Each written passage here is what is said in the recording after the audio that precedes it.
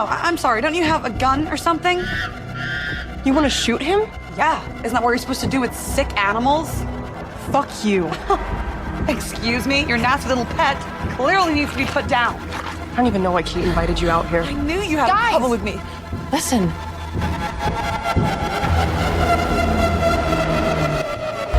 Why is Ben doing this? It's not Ben anymore. All right, everybody, welcome back to Sinister Frame. Exciting episode today. Exciting episode. We love killer monkey movies. Absolutely. Who doesn't? Yeah. And Primate is a perfect example. Now, yes, let's get you purists out of the way. Okay? We know it's not a monkey. Okay? It's a chimpanzee. I was thinking that. I looked this up. That's right, people. David Attenborough, right here. Yeah. Okay? Or what's that lady who danced with the apes and the gorillas in the mist? Sigourney Weaver. Later. Yeah, let's just call her Sigourney Yep. Weaver. I can't remember her real name. No, God love her. I think she got killed. She was killed by one, I believe. Yeah. Yeah, Jane. Oh, I can't remember her real name. Oh, okay. But anyways, so I looked it up. Now, monkeys are the cute, smaller ones, okay? Did you go coo with? Like that dumb fucker. Who's the fucker monkey in Friends? I don't know, but I remember Michael Not Jackson. favorite swimmer. Yeah. I remember Michael Jackson had a monkey called Bubbles. No. No, that would have been a chimpanzee. I'm sorry, I stand corrected, Mr. Attenborough. Yeah, you're welcome. Marcel, I think the thing was called. The monkey was called. I think you're right. Friends, Yes. Marcel. Yes. And the difference is chimpanzees, orangutans, and the apes, the big gorillas are apes because they're bigger, broad-chested, a lot more aggressive, as we find out, and they don't have tails. I actually learned all of this from the Planet of the Apes films. I'm not even lying. Because in the Where Planet monkeys of the Apes films... yeah, I'm trying Go ahead. to teach somebody reality. You jump into a fucking CGI Andy Serkis rant. Oh, no, I'm talking about the original films. Charlton Heston and the gang. Back in... Yeah. Well, yeah, I mean, it's kind of obviously because monkeys are smaller and they're cuter. They have the little cute tails, and they're also, while apes are obviously fucking tear you to shreds. But the reason I bring this up, you can say your comment in a second here. The reason I bring this up, I'm going to say monkeys most of the time because I like saying monkey. All right, and I'll try to say chimp. If you want to be really accurate, it's called Ben. But there's so many different names in this film. Calling it Ben will confuse people. So Ben the monkey or Ben the chimpanzee. Either way, if you hear me say monkey, fuck up. That's all I have to say. Right. What I learned from the Planet of the Apes films, the original films, was that they are basically, in that universe, they are divided into, different categories, in that the chimpanzees are the more scientific thing. I think Cornelius, played by Roddy McDowall and stuff, they're the more scientific thinkers, whereas the gorillas are more like the sort of brute force soldier types. So yes, yeah. Yeah, and then you have the old orangutans, were the old school. They're more like the wise sort of mentory types, Yeah, sort of, yeah. They Dr. broke down Zest. the apes. They broke. Yeah. There was gorillas. There was gorillas, and chimpanzees, and orangutans. Yes, yeah. And so there you go. The films, actually. In fact, we should do a Planet of the Apes original series retrospective. There's about 6 films in it. Yeah, but the new ones just got boring and repetitive. I'm talking about the old ones well, maybe get to them. from the 60s and 70s, which are, the first one was written, I know it's based on a novel, Monkey Planet, but the script was written by Rod Serling of Twilight Zone fame, and has a very, the ending, the famous ending of the original Planet of the Apes has a very Twilight Zone-esque twist. Well, I think the original had a twist. That's what I'm talking about. The original, written by Rod Serling. The twist original at the movie. end of it, Yeah. damn you all to hell. Oh my God, it's the Statue of Liberty. Yeah, well, that twist, Rod Serling used a very similar twist in one of his episodes of The Twilight Zone, and he also wrote the script for the original 1968 Planet of the Apes. All right, now we're done talking about primates. Let's talk about science part. primates. Remember that ad for like it was like I don't know some sort of shampoo or something. But now for the science part, that's the science part over, guys. It was Jennifer Aniston going back to Friends. Used to say, "Now for the science part." That was the science part with Dr. Kieran. Oh, I was going, what are you talking about? What commercial? There was was it what? some like L'Oreal or something back in the 90s. I don't know if you would have got it in America, but it was basically Jennifer Aniston waffling about some sort of shampoo type or hairspray. And then she used to go like at the end of it, here's the science part. Then you would have got some science buffing talking shit about all of the stuff that goes into hairspray or whatever. So there you go. Right. That was your version of it. Um, Well, Kieran if that's it. Aniston. Mine's a lot better than that shit you're explaining. Well, you should get a job doing ads for hairspray. Which then, Yeah. your hair looks like shit. Here, use Kieran. Kieran. You, Those you, people who want to look you, like cool guys. you Citizen Free and Brand hairspray. Here's the science part with Dr. Completely Zest, sued. Kieran. People's heads are melting. Yeah, it's radioactive side effects. Yeah, Citizen there's Frame horror. takes no accountability. Citizen Frame takes no accountability in any kind of branding using our name. Exactly. Would happily sell out. All right, Primate, directed by a guy I like his stuff. Guy makes good movies at low budgets, well, mid-range budgets. We talked his films a couple times. His name is Johannes Roberts. It's written and directed by him. He did 47 Meters Down, 40 Meters Down Uncaged, and we gave him a pass. All right, we both, quite frankly, was underrated. Resident Evil, Welcome to Raccoon City. Yes, I remember. And so it's nice to see him on board. He's British. Yes, I think it was rated in Cambridge. Yeah. I think it was the movie 21 million to make. It made 45 million. I will say it's very impressive the way this film is shot, and it knows when to outstay its welcome. They say it's an hour and 37 minutes. It is not. It's an hour and 25 minutes, but there's a lot of credits due to the functionality of who operated the suit. And the great thing about this, no CGI. Besides, it was about the house and the cliffs or the ocean or something. But it's generally no, all it's practical. a man in a suit. It's a man in a suit, and or robotic.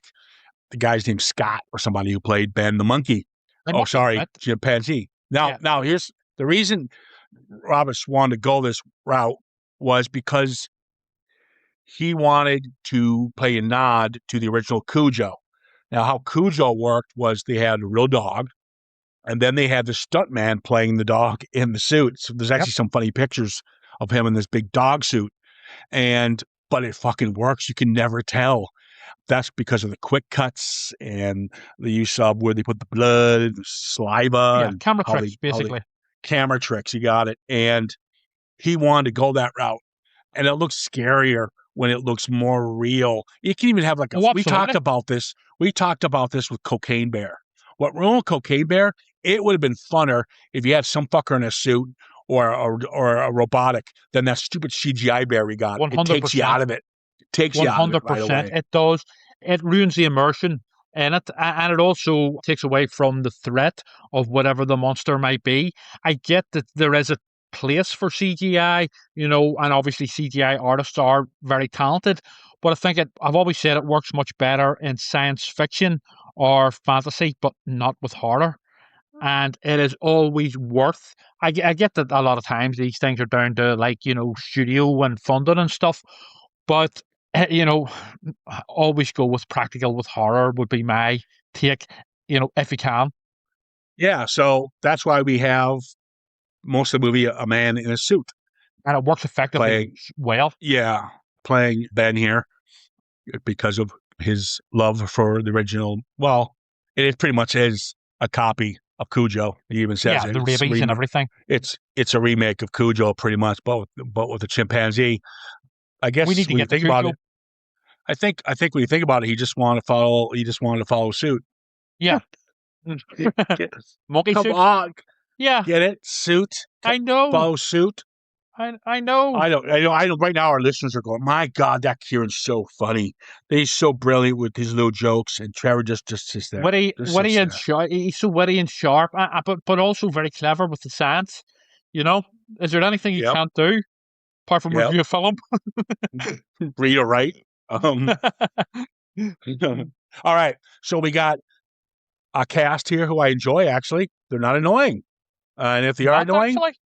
they the two ones get really the two annoying ones, which are Drew and Brad. They get their ass kicked, so I'm okay with that. But Actually, okay. the guy who gets his jaw ripped off. I mean, that's a classic. Oh yeah, yeah. So we got Johnny Sequoia, that's played by Lucy. Now it's spelled Johnny, but I know it's one of these trendy kids, Yeah, or it might be her. I believe she seems like she might be Johnny or Indian something. or Hawaiian or something, but it's probably Joni. But it's Yeah. spelled Johnny, and her last name's Sequoia. So Yes. she's named after the big trees. Yeah.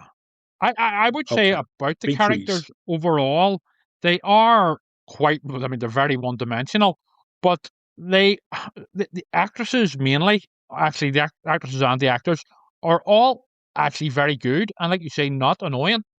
Yeah. And Mm. keeping in the Oh, fine slicer tradition, they are clearly touching 30. Playing oh yeah. teens. Yeah. I saw one of them. You don't see this off camera. They're changing their diapers. What? Because they're older. They're changing their Oh, diapers. right. Oh, Oh, gotcha. forget it. Right. Okay. Wow, another one wasted, people. Another one wasted. Right. We got What the Jess fuck? Alexander. Would you let me fucking finish the cast? We got Joni Sequoia plays Lucy. Jess Alexander plays Hannah. Like to see him. Troy Coster. He got the Oscar, and he's a deaf actor. He got the Yes. Oscar for playing. He plays Adam, the dad here. He's very good in it, and he was in a movie called Coda. Everybody needs to see that movie. It's called Coda. Now, you over here, you guys got a TV show he was in. It's a Canadian show, and it ran for about 4 years, but it's played over here on repeats quite a bit. It's called Sue FBI, Seen it? and you haven't? No. She's a deaf FBI investigator, and one of her snitches is played by her husband, Troy Kosser, who, is in this one. So there you Right. go. But he was also in a show that just came out about a couple months ago. Great show called Black Rabbit. It's with Jude Law, and he plays the local Boston gangster. He's very good at it. So it's nice to see an actor who's been taken away his hearing and being Yeah. able to thrive. No. Fair play to him. And he's good here. He's very good at in a business that it's very tough to thrive when you can hear. Well, it's basically a profession that thrives on words. So, and speech. So, yeah. Well, you know what? I thought about this too. It makes sense while having him in this. You know why? Here we go, kids. You're going to learn something from Kieran again in this podcast. And we haven't really started the movie. You're Every going to day's learn a school something day. else because he's deaf, and chimpanzees know how can be taught sign language. Yes, and it's also about how his wife, who doesn't appear because she dies basically before the film starts, she was researching proper communication between chimps. To just want to make that clear, not monkeys, and humans. And basically, it's all her fault. Yeah, way to go, dead woman. Yeah, exactly. But yeah, but I do like that. And people are like, oh, they don't have a dog or a cat. Well, no, this makes sense why they would have a chimp. But anyways, we got rest of them: Kate, Aaron, Nick, Drew, Brad. There you go, and Ben the monkey. Now there's nice cameo in the We'll beginning. just call him Evil Bubbles. Or we can call him Ben. Technically, that's his name. Have you heard Michael Jackson's new song? Oh God, I'm forever blowing bubbles. Jesus Christ, he's such a fucking idiot. Right. Oh wait, that's like that joke. You ever Yeah. blow bubbles when you were a kid? Yeah, it's also the song of. No. Can I finish my joke? Go ahead. Sorry, I didn't know you were making Fucking one. hell! You just going. you go up to somebody and you go, "Hey, you ever blow bubbles when you're a kid?" And most people will go, "Well, yeah," and then just go, "Hey, he's back in town. He's looking for you." But, yeah, but I would also like for the non-UK listeners just like to confirm that "I'm Forever Blowing Bubbles" is actually a real song that is used by the supporters of West Ham United in London. So there you go. It's a real song. Wow. Oh, I heard a joke, and I'm going to tell it. It's Go funny, ahead. and it's harmless, so it's not offensive. So read between the lines is it will be. But it is offensive. So do tell. It's really Jesus. We're 16 minutes into this fucking thing. Uh. It's but a family pet. So there you go. Okay. So a woman is doing some shopping, and she's walking past the pet store, and she goes in because she's attracted by this beautiful tropical parrot, and it's bright greens and the bright reds and yellow, just beautiful beak, and she's like, "Wow!" And it's only 20 quid. And she turns to the manager, "Only 20 quid? Yeah, it's a beautiful bird, speaks everything. It was raised in a brothel." So just, it could have some naughty words, but you can teach that, not to do that anymore if you'd like, but that's why it's only 20 quid. And she's like, "You know what? I'm okay with that. I'll let the kids know." So she takes the bird home. The bird's covered as is, and as it usually is. And then she removes the cover off the cage in the kitchen, and there's the bird. And the bird's looking around. And the bird's like, "Wow, I love the new place." Her two daughters walk in. "Oh, two new ladies. Hello, ladies. How are you?" And the daughter's like, "Oh, we're doing fine." In comes the father. "Oh, hey, Keith." Very good. I actually like that one. Yeah. I was actually in my local pet shop the other day, and I went up to them behind the counter and said, "I'd like to buy one of your wasps, please." And they said, "What are you talking about? We don't sell wasps." And I said, "Well, there's a couple in the window right there." I like That's terrible. jokes. I like my That stupid is jokes. terrible. We were going to start off. We're going to finally start the movie 20 with minutes later. on a joke, Yeah. and then you just brought them all back down again. All right. I do like the cameo of Rob Delaney. Yes, at the beginning. He's the Canadian comedic actor. He's a very funny guy, but he plays the doctor. Dr. He's the Doug. least convincing doctor ever. I mean, he comes across just like a dude bro stoner or something. No, I like that. He's just very casual. No, he's good, but I like him, but I'm just saying. And that helps. That helps kind of feeling sorry for him because what fucking happens to him. But what you do is he's the vet and he's going to see our boy, Ben, and wonderful opening scene. You don't really you see glimpses of Ben, but he goes into his little cave and he just walks in going, "Hey, Ben, I got your bear for you." And Ben's hand, all you see is the blackness, his hand coming out to grab the bear, but he ends up grabbing the doc and pulling him in. And then we can't see the doc as he's screaming, but then the doc's face comes into the light and you see his face just get healed. And what amazing effect. Yeah. That must have had a little CGI in it, I would say, but you wouldn't even tell. Wouldn't even tell. It's so good. And it's terrifying because it already shows you how powerful this fucker is. It does make you wince, just the sheer gore of it. And, like someone literally getting their face ripped right off down to the bone. Fucking love it. And then we meet all the spoiled kids. Yeah. Lucy, Hannah, Kate, Aaron, Nick, and Brad and Drew are the two fucking idiots they meet on the plane.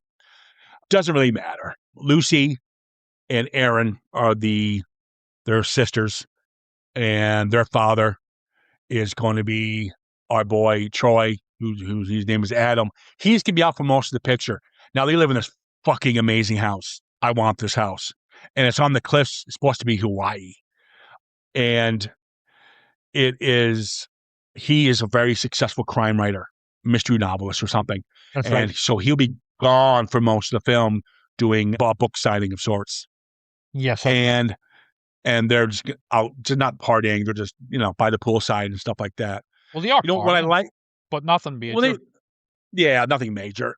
But that's what I like about it. They're responsible. They're more grounded.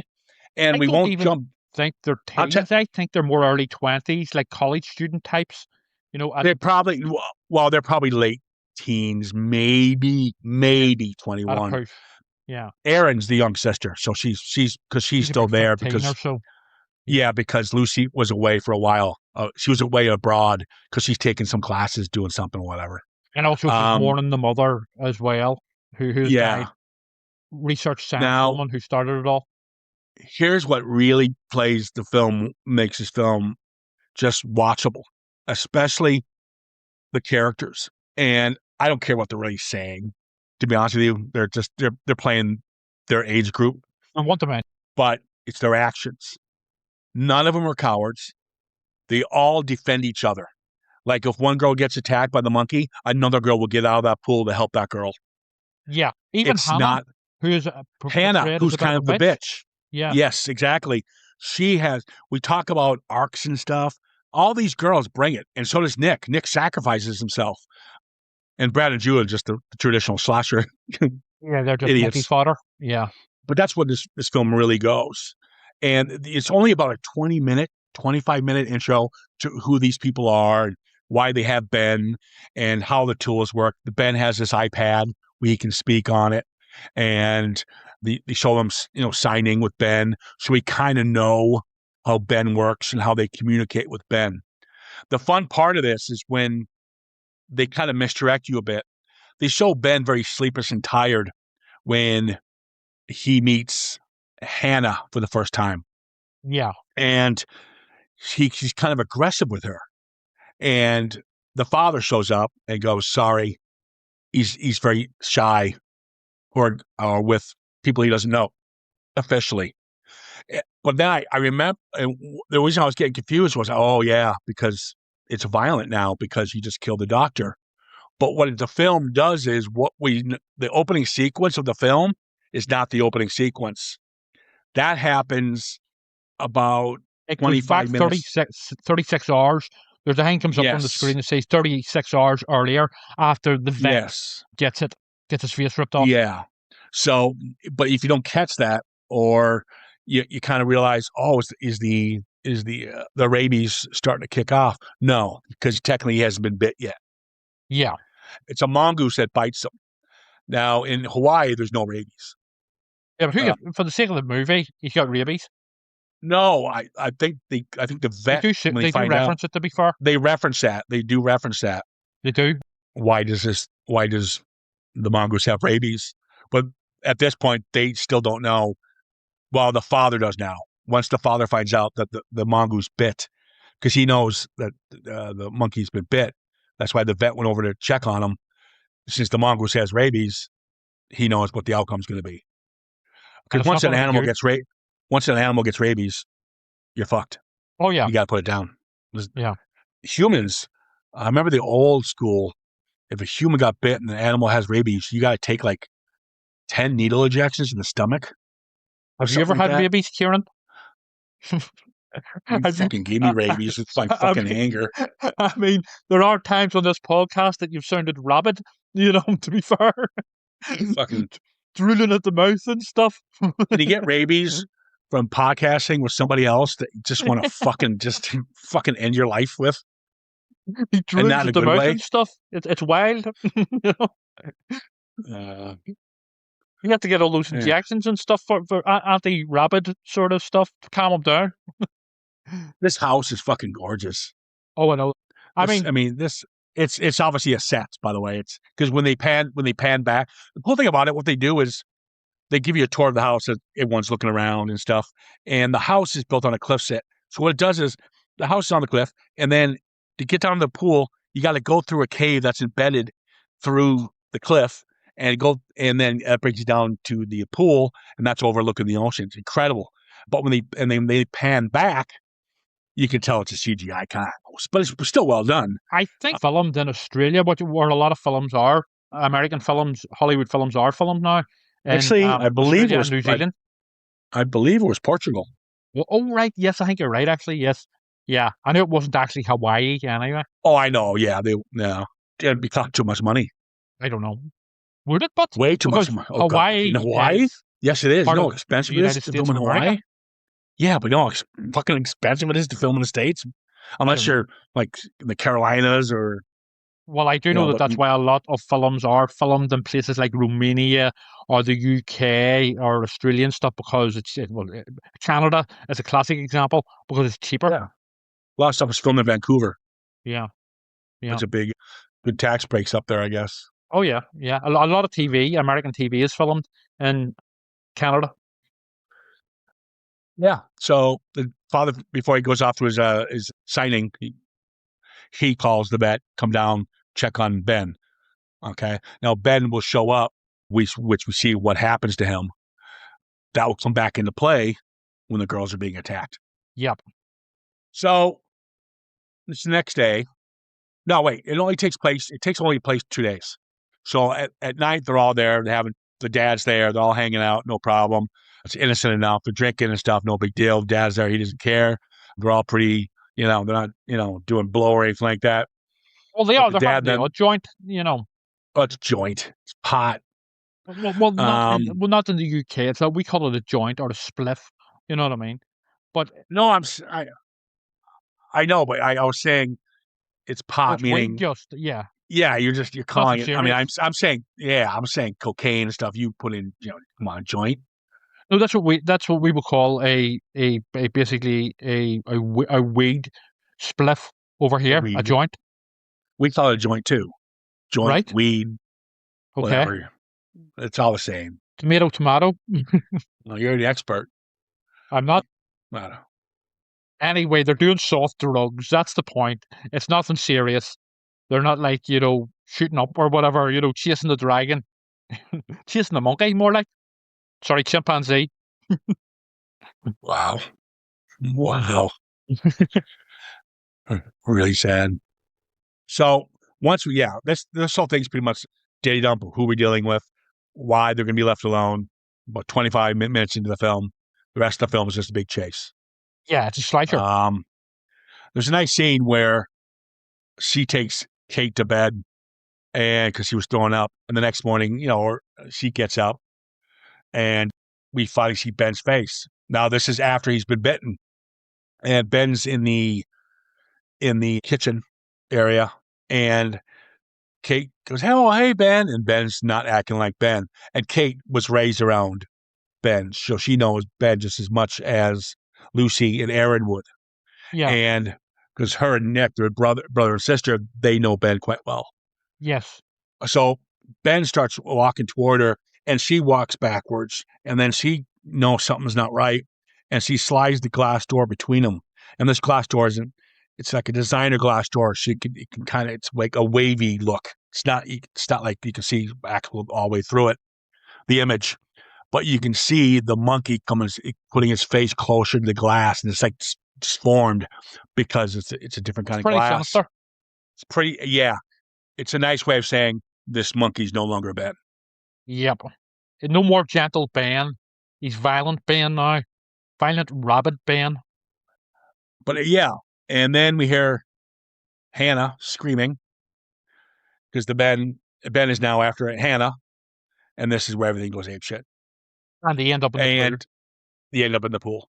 Now they jump in the pool because Ben can't swim. And it's actually quite smart of them. Yeah, it is. They're smart people. They're not dimwits. No. I do like the fact they're not prepared for this. They don't have their phones with them. Two of the phones, how they get damaged in the pool. That's going to happen. One gets smashed when they're trying to avoid Ben, and the other one's upstairs somewhere. So there's rhyme and reason why they don't have this in front of them, and they're by the pool. I do like the fact when Nick, before they jump in the pool, they have this rope, and he's going to tie it around Ben. But as we see it from Ben's point of view, he's sneaking behind, Ben. Ben knows what he's up to because Ben can see him from the right. You see Ben looking to his right, and then he moves his head to the left as Nick goes on his other side. So he's aware of what's happening.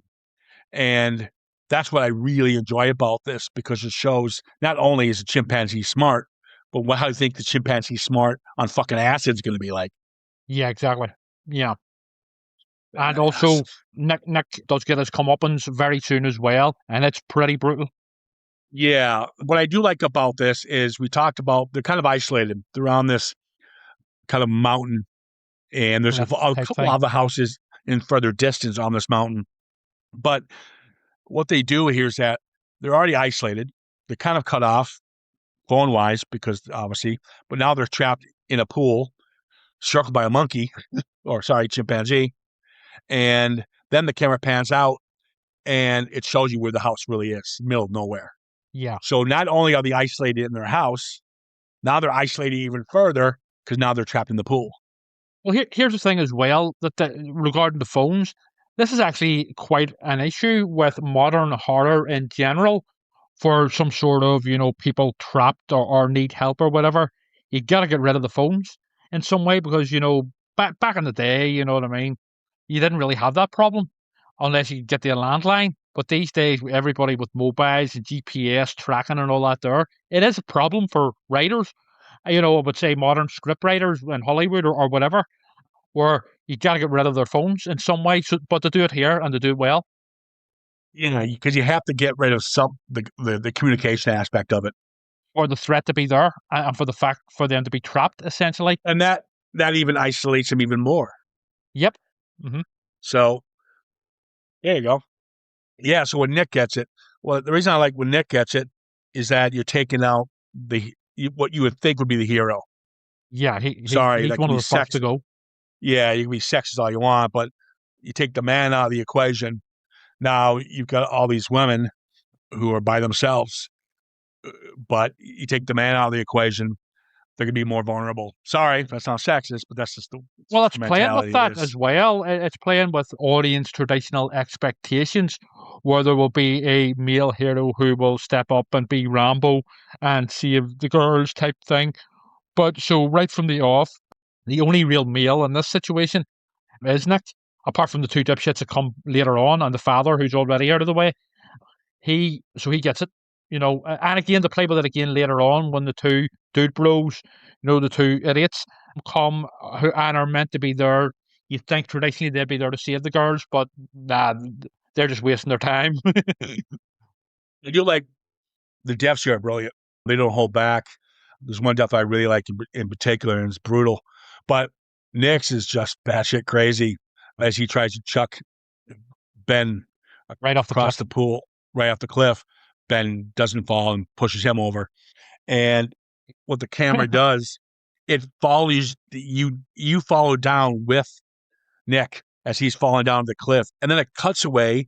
We see his head hit the rocks below and just explode. Yeah, it's brutal. They don't hold back with the gore here. No, they don't. If you guys like your gore, boom. Yeah, you'll get it here. I mean, it's not like, and the best of it isn't nasty, or it's not like Saw. It's not torture porn or anything. It's more old school slasher gore, if that makes sense. Then they were panicking, right? And they don't know what to do. And during all the panic, one moves closer to the edge of the pool, and Ben gets a hold of her and peels off some of her scalp. I know. A little bit of a scalp and her hair. Oh no! Oh my god! It's that to me. It was like, ugh. That's how he does too, isn't it? I couldn't tell if it was Hannah or Kate. There is a flaw here. All the females look the same. I couldn't tell who was who. Well, this is the thing. While they are well performed and actually believable, they are, as characters, they are pretty bland and one-dimensional. Yeah, I knew the guys, but I kept looking at my notes. Okay, wait a minute, who is that? I knew Eric because he's the youngest one. Yeah, but Lucy, she gets bitten Hannah, as well. Yeah, in the leg.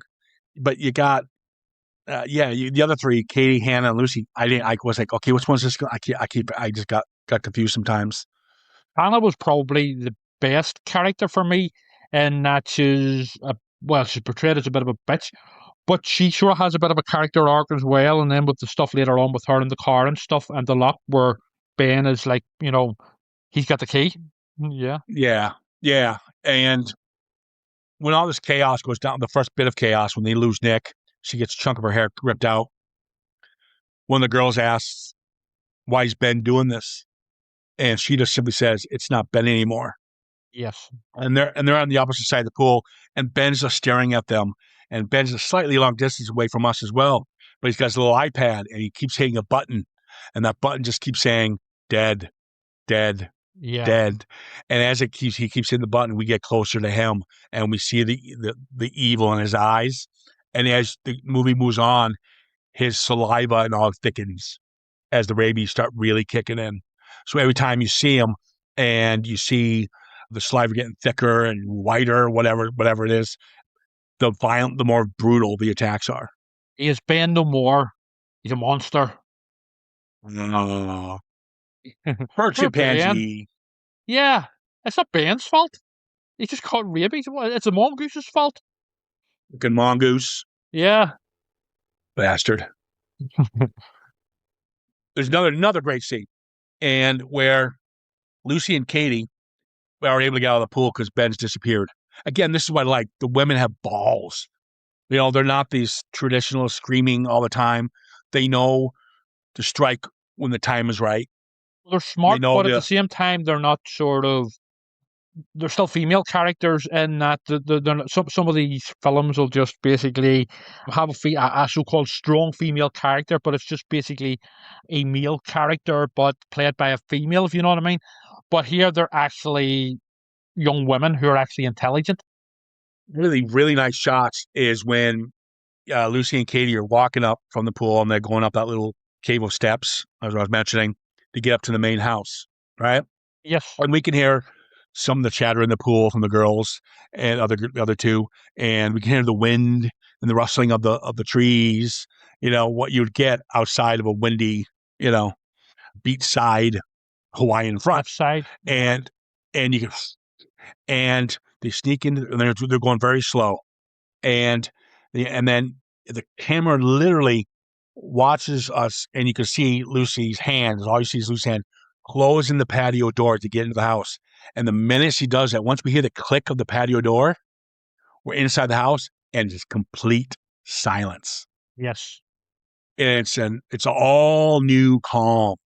It's an eerie calm. And as they're kind of walking closely, the TV comes on, and they're like, shit. And then you can hear the angry footsteps of Ben from upstairs coming after him, and they have to run into the closet. Yeah, they hide in the cupboard. You know, it's actually very effective as well whenever they are hiding in the closet. I mean, obviously, it's a bit of a sort of cliched scene, but it's almost it's a Michael Myers with the monkey or chimpanzee. Totally. But it's actually really effective when Ben loses it and bashes the shit out of the TV, smashes it up. I think it's Dora the Explorer or something, on TV, and he just bashes the shit out of it. I would have done that too. The piggyback on that scene, but it goes to show you the direction. This isn't just, let's get to the monkey killing things. The most intense parts are the scenes when they're being stalked, and when they're in that closet, he gets through. He gets violent. He gets through it because they accidentally drop something in the closet, and he goes back to it. Back into something. Yeah. But this closet must be, I don't know but all the clothes are bagged. It must be from dry cleaning or whatever it is, so fancy clothes, whatever. And they knock some of them over. I can't remember what they knocked, but it wasn't the bags. My point is, he uses sound, or he doesn't use sound, like I just talked about the patio. And they're in the closet, and all you hear is the crinkling of him looking through the bags, looking for them, and they're hiding in the corner. Now, he doesn't find them, but it's like soft silence of them trying to be quiet, and you hear just a crinkling of him going. It's creepy. A simple little crinkling sound. Well directed. And the sound editing alone is really good. See, and this movie got a 5.8 on IMDb. Come on, that's actually quite high for a slasher type horror. I'd give it. I think I'd give it a 6.5 at least. Yeah, I mean, it's up there, but yeah, it's just really, really good. It is effectively directed in terms of these tense scenes where the chimpanzee is stalking them, especially in the house here, actually. I mean, but we'll get the fun stuff later on with the gore and stuff, And then it ends, that whole sequence, which was so intense. After he leaves, they sneak back to the patio door. They open it, and he jumps at him. She locks it just in time, and she's trying to pull it, and she's holding the lock, and he can't get to it. But this is the best part. What you just said with Dora the Explorer. He looks at the window. He's kind of investigating the window, right? As she's holding the patio door so he can't get through. He goes back to the TV, looks at it, and he realizes, hey, I could smash that. That's glass too. It's, TV's Gorilla Glass. So he decides to run, and they're like, oh shit. And he pummels through the patio door. See, I like that. The whole educating. He's educating himself at the same time just to get to these girls. It's wonderful. Absolutely wonderful filmmaking. It's very well done. It's not the greatest thing I've ever seen, but it is very well done. I just think, guys, it's got such great replay value. If you catch this stuff again, I saw it in the theater, and I was like, oh yes, this is really fun. Killer Monkey. I'm gonna keep saying Killer Monkeys. Fuck off, Killer Monkey, and we're having a good time. But when you watch it again, you catch these little moments. I never caught half these things I'm talking about now when I saw it for a second time. And this is where Katie gets it. She gets her ass is beaten to death with the rock. Yep. God love her. Well, again, not... you actually do feel sympathy whenever the characters do get it. Apart from Nick, he's not in it much and he's quite one-dimensional.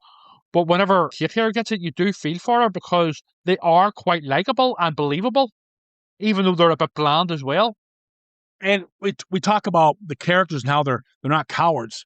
So as Katie dies, Lucy has to run back to the pool. Ben attacks her.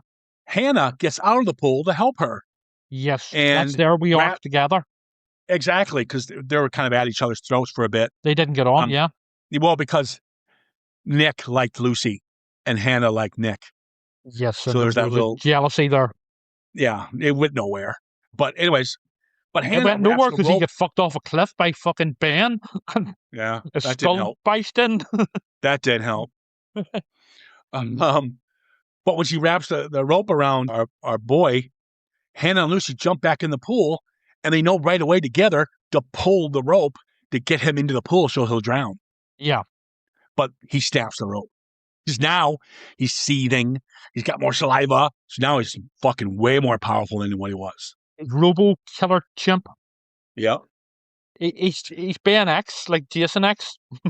The two idiots show up. I love it. I love it. I love when Drew gets it. He goes in the bedroom. They think they're so cool. These drunk idiots who think these girls called them because they had to hit the last number call because their phone was broken. So these are the two idiots. They got the call, so they assumed that was okay to come over. I think they're getting shagged. Yeah, and well, he's definitely getting a shag. Drew's lying in the bed, and it's one of those veil beds, the little curtains around it. And you just see the monkey through the veil. Oh, it's just so creepy. And then I think it was the monkey, and the monkey just is sitting on him. He's like, what the fuck? Get off me. And he starts pounding him on the chest. He's like, Jesus, you're fucking strong. And then he puts his arms down. He puts his legs on his shoulders so Drew can't move. And he just rips that fucking jaw right off. And they don't cut away at all. No, it's the best death sequence in it, I think. I mean, the first one with the vet is pretty good, but I think this is even better. Well, there's one more that I think's the most powerful. It's not as, but it's more disturbing. But then they got Brad, who finally sees the girls in the pool. He's like, "Oh, hey, ladies." He doesn't know his friend's jaw just got ripped off, and all of a sudden the monkey's toying with him, and he throws his buddy's jaw at him, and the fucking idiot picks it up, going, "What? What's this?" And of course, Ben beats the shit out of him with the shovel. Yeah, clubs him to death, basically. Oh, it's so fun. Now, this is where Hannah takes advantage of this. She runs up, grabs the car keys, gets in the car, tries to start the car, doesn't work. Wrong car. Yeah. That's the guy's car. Looks like hers. Mm-hmm. And this whole scene is the one I think is the most brutal. You don't see it as much, but I think a woman's isolated, nowhere for her to go. The monkey gets into the car, and you see it with quick cuts, and him tearing into her and pounding on her back and her stomach, and just beating the living crap out of her. It's actually a tough little watch, and I would say as well that. But when but it's not again. It goes the way. It's not just. It's the brutality of it. showing how powerful this fucker is. But it's also the way it's shot. I mean, and then as he's tearing into her, and he's still tearing into her, and then her screaming stops, and we cut to outside the car, and then we see the back of the back trunk of the car where the monkey came in closing, and then we cut away as the monkey gets out of the driver's side, see her dead body. The monkey closes the door and then hits the lock key. You hear the pew pew. This whole finale is absolutely wonderful. And what they do when the dad shows up. So pretty much the only survivors are the owners of the monkey. And so what's wonderful about the dad is obviously deaf. So what the director does, he puts us in the same shoes. So as the girls are being attacked by the monkey in the patio, he can't hear anything. So he's investigating the house. He's walking around. And then we cut to the violent rages and the violent screams of the girls and the monkey attacking. We cut back to him, all nice and calm and silent. And when he goes up to find the kid's bedroom, he sees the dead body of Drew. And he goes, oh, fuck. But as Ben is about to rip the jaw out of Lucy, we forget the dog whistle, whatever you call it, monkey whistle, or whatever it is. Chimpanzee whistle. Ben whistle. The chimpanzee. Ben stops and he looks around, and there's the dad with the whistle. He saves them, basically. It pretty much saves the day. I like that. I like the dad has something to do. You know, I hate these movies where the dad knows something's wrong. He finally gets to the house and everything's been done already. You know, the kids took care of it. Yeah, it's like the whole cliche where the cops, and it does happen here, but where, the cops arrive after all of the carnage is over. But yes, that unlike the two morons who called earlier, basically who thought they were getting a ride, basically, that is actually useful and saves the day and helps out. Yeah, good death. Breaks the bottle of wine and sticks it in his chest. And then they chuck him over they chuck him over the balcony, and he lands by the pool, and he crashes onto the patio furniture, which pretty much ends his life. I thought he'd chuck him over and he'll land in the pool and kind of watch him suffer and drown. That would have been cool. At least because that would have also been ironic in a way as well, because we finally got him in the pool. Yeah, exactly. Like poetic justice, maybe not ironic. But yeah, I'm gonna get a final score as well. So, which is always nice. There you go. I want Primate 2. This time it's personal. Or, oh no, they could do Primate 2, but this time it's the Mongoose family coming to get revenge. Yeah, Night of the Mongoose, Primate 2, Ben Lives. Guys, this is a fun movie. This is a fun movie, man. I enjoy this film. It's like I said, hour and 25 minutes, easy watch. None of the characters. There's not one scene where you're rolling your eyes. It tackles all the cliches you get from a slasher film. The dimwits, which are Drew and Brad. You got the jock, it's his Nick, and you got the lovely girls. But they take away the cliches of what you'd get with them. That makes any sense. Besides Drew and Brad. No, that totally makes sense. I mean, it is a slasher with a monkey, basically, or a chimpanzee. But correct yourself. We already told people we're going to call it a monkey, so fuck. Well, I mean, no offense to our listening audience. Yeah. So with a lot of slashers, not all, but here the plot is pretty wafer thin, and the characters are a bit one-dimensional. But it is a lot of fun. It's entertaining. It's well directed, and it's actually quite well acted as well, with superb death sequences, because that's what we watch these sorts of films for. Let's be honest, and great special effects. Overall, a strong pass. Yeah, we're giving Primate a strong pass. Next up, we're going to tackle Send Help, Sam Raimi's film. And then after that, we're going to be tackling a couple Chuck Norris films. Miss our Chuck already. Yep. Invasion USA, which is basically Red Dawn for adults. We should do. Yeah, we'll look into it. Yeah. And we'll do 2 of those.